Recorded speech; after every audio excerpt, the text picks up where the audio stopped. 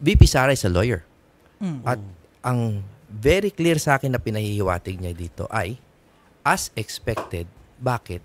Kasi lahat po yan ay nasa executive side pa. Hindi pa tumatawid sa judiciary.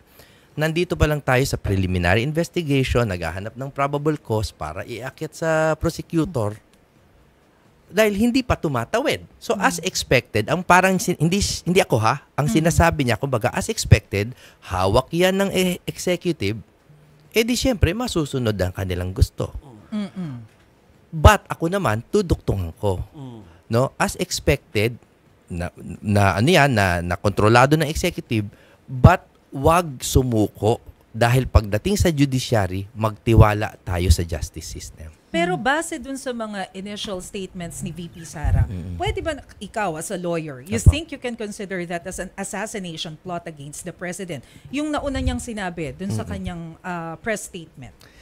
That is for the courts to decide, pero ako, I go with the argument of Senator Bato that what she gave were conditional threats. If that, then. Parang kumbaga, pag may nangyari sa akin, ito po, maanghang na salita kunyari, pag may nangyari sa akin, papatayin ko to. Pangit, pakinggan. Hindi po maganda, sa totoo lang. Pero hindi threat yun. Kasi may condition eh. Kung patayin mo ko, papatayin kita. Parang ganoon. Oo. Okay. Ano po ang difference ng conditional threat na sinasabi po ninyo and grave threat? O siyempre, ang grave threat is talagang papatayin kita. Tapos. No? Ngayon na yun, ibig sabihin gagawin ko na. Yung conditional threat, kapag nangyari ito, gagawin ko. Ibig sabihin, wala pa akong planong gawin. No? So that's the argument that a lawyer might make. No? Again, wag niyo sana akong iipit dyan. Marami akong sarili kong problema. Pero opinion ko yon na it's conditional. Ang sana po, maintindihan ng tao, syempre sa preliminary investigation, mababa ang quantum of evidence. Probable cause lang hinahanap eh. So, palagay ko, talagang tatawid yan. Pero pagdating sa korte, walang guilt beyond reasonable doubt. Okay. Pero, didiretso ko na dun sa impeachment issue. Kasi, well, I guess majority, most of us, na-surprise din naman na inihabol siya before nag-session break yung Congress at nahatid sa Senado. Yes. Your thoughts on this? Okay. Again, let's look at it from the legal standpoint. Nalilito ang tao sa judicial process saka political process. Ang impeachment is talagang political. It's a political process. So, minadali nila, I don't like it, pero yun ay kanilang prerogative. Gusto nilang madaliin. Ang reasons behind impeachment is always political. Kasi hindi naman yan finding of guilt. Wala namang kaparusahan yan kung hindi ang pagtanggal sa posisyon. So, yes, minadali siya, pero karapatan ba gawin yun ng Kongreso? Yes. Should they have done it? Well, I don't think so.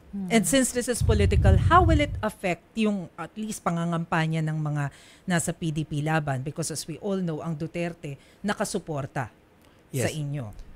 Well, allow me to be hopeful. I think ang epekto niyan ay positive because it will create a protest vote. But that is just me. That's just me being hopeful.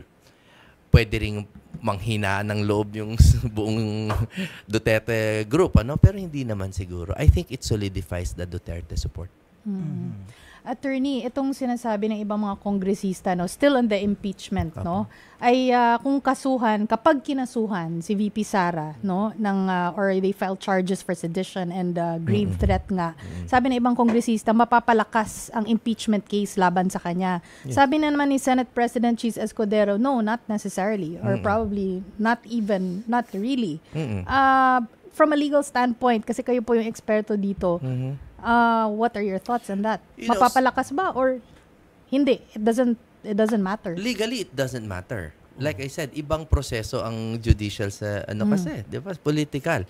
And Senator Cheese, I think recently has been taking a very clear independent stance. Ayaw niyang mautusan ng Senado. And I think that's correct, I'm not always his fan. Pero I think tama siya doon. Pero kung maa-affect, legally hindi, pero optically, of course. Of course, lalo na pag nakasuhan siya at talagang mahatulan siya. But again, manipis manipis yung kaso and I don't think may mangyayari dun sa kaso. But will it be enough to affect the impeachment? Well, that depends on the actors dun sa political side. Gagamitin nila yan, ipang PPR nila yan para lumakas yung kanilang impeachment call. Pero legally, magkahiwalay eh. Walang kinalaman sa isa't isa. Optics lang.